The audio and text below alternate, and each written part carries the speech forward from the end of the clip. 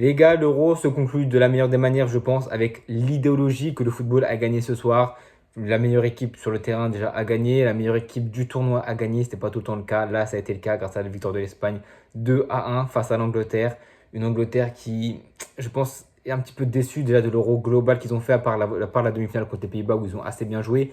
Là, tu sentais vraiment déjà le dernier quart d'heure, dernière demi-heure, ils étaient vraiment empruntés physiquement, ils rataient énormément de choses, ils ont subi énormément. C'est aussi dû à la physionomie du match. Voilà, ils marquent très tôt, l'Espagne marque très tôt. Ils ont tout, voilà, toujours pareil, ils asphyxient la défense adverse pour la relance. C'était très très compliqué de relancer.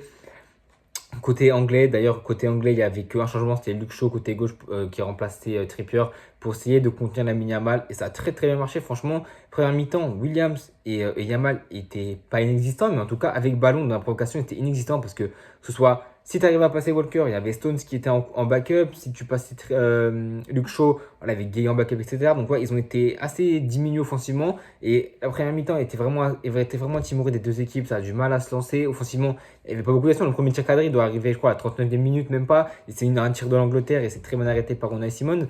Et ouais, c'est dommage pour l'Angleterre de cette défaite.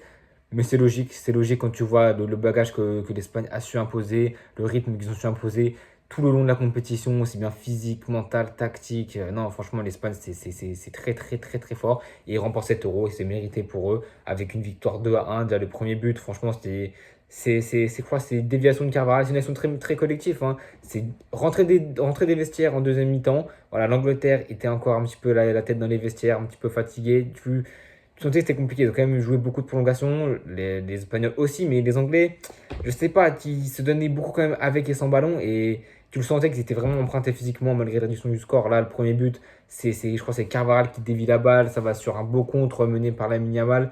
Lamine Yamal qui la décale à Williams et Williams qui termine. Voilà, les gars, c'est le résumé de l'Espagne. C'est Williams et Yamal. Alors, ce n'est pas que ça, évidemment, mais c'est vraiment l'image que tu peux garder de cette Espagne parce que franchement, offensivement, ils ont porté l'Espagne avec un Morata un petit peu timoré avec et son ballon qui n'a pas été exceptionnel. Là, Yamal et Yamal, pardon, je crois que c'est 4 passes décisives, un but en finale, une passe D en finale. Et Williams, je crois, c'est 2 buts, une passe D, franchement, de belles stats. Mais déjà, même sans regarder les stats, juste quand ils ont la balle, provocation, le danger qu'ils créent avec ballon, les courses qu'ils provoquent. Non, franchement, c'est un euro incroyable déjà de Williams, mais surtout de Lamine Yamal à son jeune âge, à 17 ans, faire un truc comme ça, c'est phénoménal, hein. Ça nous rappelle évidemment Mbappé 2018 contre l'Argentine et tout simplement sa compagne de Coupe du Monde 2018 où il se révèle aux yeux du monde à 18 ans. Et là, on est peut-être sur la même trajectoire avec Yamal qui se révèle aux yeux du monde, tout simplement. Et franchement, hâte de voir la suite de la carrière de Lamine Yamal parce que nous, vu que je suis le Real Madrid, on va suivre ça attentivement, évidemment. Et je pense que les gens vont plus suivre ça. La Liga sera très attractive avec Mbappé qui arrive, voilà. Yamal, l'éclosion, pardon. William aussi qui serait présenté à aller au Barça. Franchement, on aura une Liga assez disputée qui aura retrouvera peut-être un petit peu de l'enjeu et des vraies choses à suivre l'année prochaine, enfin la saison prochaine surtout.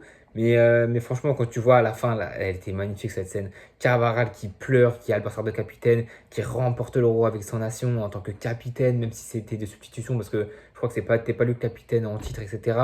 Et c'était magnifique, franchement, une saison couronnée de succès pour lui. Il fait une des meilleures saisons de sa carrière, je pense. Après quelques années de trou, de vide où il était un petit peu timoré, là, franchement, il fait une saison phénoménale. Et franchement, il peut prétendre au ballon d'or. C'est un latéral, donc évidemment qu'il ne l'aura pas parce qu'on vit dans un monde footballistique régi par les offensives et par les qualités et les statistiques offensives et le spectacle et les images qui te restent en tête. Mais Cavara a des images aussi en tête, que ce soit le but en finale contre Dortmund, en Liga aussi, il met des buts aux dernières minutes, etc. Des courses incroyables, une hargne incroyable, une expérience. Franchement, non, Cavara, une saison phénoménale et pour moi, il est top 10 ballon d'or. C'est déjà signé, pour moi, top 10 ballon d'or, il n'y a même plus de doute, c'est le meilleur latéral droit du monde et il nous l'a encore prouvé aujourd'hui. On espère que l'année prochaine, il ne. Bon, bref, vous avez compris, il va encore nous prouver l'année prochaine, je n'en doute pas. Et ouais, pourtant, la 45e minute, là, de retour des vestiaires, il perd Rodri qui a fait un euro pas mal, et ils le perdent, et tu te dis comment ça va se faire. Zubimendi qui rentre, il a assez bien joué son rôle, mais ouais, franchement, comme je l'avais dit, hein, moi j'avais prédit une victoire de l'Angleterre, malheureusement ça s'est pas fait. Bellingham qui passe peut-être du coup à côté de ce ballon d'or, bon voilà, J'ai envie de vous dire, c'est assez hypothétique, je trouve, car pour moi, même si Bellingham il remporte l'Euro, pour moi, ça n'aurait rien changé au Ballon d'Or. Après, moi, je ne vote pas, donc je ne peux pas dire des choses. Mais les votants, eux, je pense que si Bellingham aurait remporté l'Euro, ils auraient quasiment tous voté, évidemment, toute proportion gardée. Il y aurait une majorité qui aurait voté pour Bellingham, justement, grâce à ce trophée. Mais justement, comme il l'a pas, du coup, ils vont pas voter pour lui. Donc ça prouve un petit peu à quel point le Ballon d'Or peut être biaisé de temps en temps et que des trophées, des fois, ça peut carry beaucoup plus une saison entière. Surtout avec le question de l'instant, là, quand je vois des gens propagander une Rodri Ballon d'Or, un Yamal Ballon d'Or, ah, sans déconner. Rodri, je veux bien, mais Yamal, calmez-vous. Golden Boy sera très bien pour lui, il va le prendre avec tout le soin du monde. Là, je lui donne carrément, mais Ballon d'Or, faut se calmer. Même Rodri, Ballon d'Or, faut se calmer. Top 5, top 8 peut-être, mais Ballon d'Or, j'y crois zéro.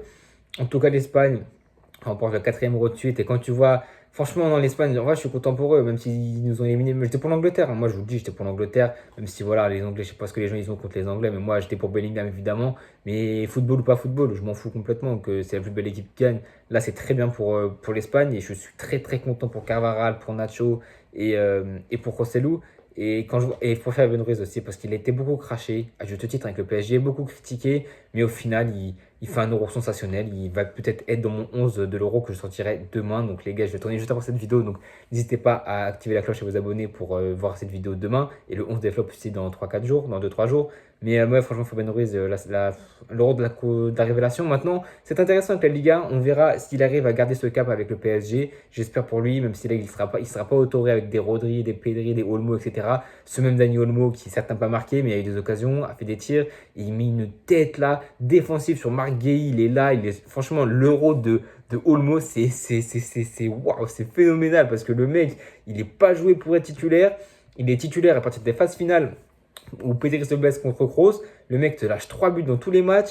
Il te lâche des actions d'anthologie, des buts méga importants, des actions défensives encore plus importantes, des 100 ballons, les courses qui. Non, non, non, non, non. Rodri, Olmo, franchement, tu vois, c'est ça les histoires, c'est le football. C'est des choses qui ne sont pas forcément prédestinées à arriver et qui arrivent quand même grâce à la magie et grâce au destin. Et franchement, Olmo, c'est beau pour lui, hein, le milieu offensif de Leipzig. Franchement, c'est très, très, très, très beau pour lui. Et pour l'Espagne en général, qui je crois que c'était après quoi? C'était ouais, c'est 2012, après l'Euro 2012, 12 ans après, il remporte l'Euro face à une Angleterre qui. C'est dur pour les Anglais. Franchement, c'est très, très dur quand tu vois les mines. C'est très triste, hein. On espère que ça ne mettra pas un coup au moral aux joueurs, surtout à Bellingham. Même si Bellingham, c'est un meneur d'homme, je sais que c'est un mec, voilà, c'est comme Mbappé, on peut critiquer Mbappé, mais c'est un meneur d'homme, c'est un mec qui, malgré les défaites, qui, malgré les désillusions, malgré les déceptions, c'est un acharné de football, c'est un mec qui vit football et c'est un mec qui est concentré sur le football et il va se reprendre, je pense. C'est très triste, hein, évidemment, il va prendre des petites vacances, etc. On espère qu'il reviendra au meilleur niveau. Ce qui paraît, il va être opéré de l'épaule, donc on verra comment ça va continuer avec son épaule, etc. Mais c'est dur pour les Anglais. Après la finale perdue sur penalty contre l'Italie, là, ils ont perdu une nouvelle cette fois dans le temps additionnel, dans le temps réglementaire. Et c'est dur, mais tu les sentais un peu empruntés physiquement, malgré Cole Palmer, hein, il vient déposer la clim sur les Espagnols. Et on s'est dit, waouh, enfin. Ça, en fait, c'est ça qui est énervant, c'est que Foden fait un euro catastrophique, cataclysmique. Et que tu veuilles le mettre titulaire dans la phase de groupe, etc. Ok, Gareth Southgate, ok. Tu vois que les deux premiers matchs ça marche pas. Pourquoi tu dois tenter un Cole Palmer? Cole Palmer, les deux premiers matchs de poule, il rentre même pas une minute, je crois. Il rentre le troisième match, il doit rentrer même pas 5-10 minutes. Et t'as vu quand il est rentré, t'as apporté énormément. Et là, il te rentre encore, il marque. Je crois qu'il avait marqué aussi en, en phase finale, il fait une passe décisive où il élimine quelqu'un. Mais ouais, Palmer, il aurait dû être titulaire depuis bien plus tôt. Même dans ce match, il aurait dû être titulaire. Il aurait apporté un profil sur le côté que Foden n'apporte pas parce qu'il veut vraiment toucher beaucoup trop de ballons dans le cœur du jeu. Et c'est dommage parce que Palmer a marqué un but qui aurait pu permettre aux Anglais de revenir. Et on a eu un momentum. Quand l'Espagne marque, ils ont un momentum où il y a eu beaucoup d'actions. Pickford il l'arrête, des fois il tire à côté, etc. Et là tu te dis, s'ils ne marquent pas l'Espagne, ils vont s'en mordre les doigts. Ils s'en mordent les doigts parce que Palmer marque après. Et tu te dis, ah, intéressant, retournement de situation. L'Angleterre va peut-être avoir le momentum, mais ils étaient vraiment cramés. Ils étaient vraiment très, très, très, très fatigués. Et ça s'est vu malgré les entrants, que ce soit Tony, que ce soit Watkins, que ce soit ouais, Palmer.